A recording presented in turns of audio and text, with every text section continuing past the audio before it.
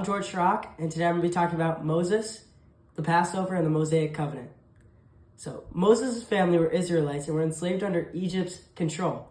Moses' mother courageously gave up Moses when he was a young boy to protect him. She floated him down the Nile River, and he was found by the Pharaoh's daughter's maid. And luckily, the Pharaoh's daughter took pity on him. He lived among Egyptian royalty, but he still knew where he came from. This ended when he saw an Egyptian slave master beating an Israelite slave. He then killed the Egyptian slave master and ran off to Midian. There, he lived as a shepherd and married Zipporah. When living there, he encountered God as a burning bush. God told him to go to Egypt and free the Israelites. At first, he declined, but ultimately went.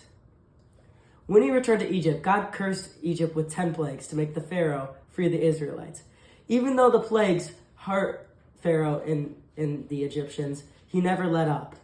After the last plague, the death of the firstborn, God instructed the Israelites to eat lamb, bitter greens, and flat bread.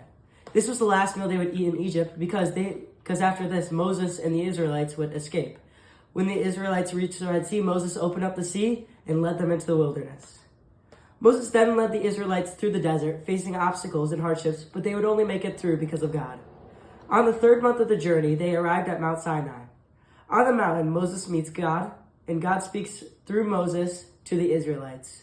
He gives them the 10 commandments, and after Moses comes down from the mountain, he sets up an altar to seal this covenant. The altar had 12 pillars representing the 12 tribes, and they sacrificed young bulls to God. This covenant binds God and his people in a loving union. Thank you.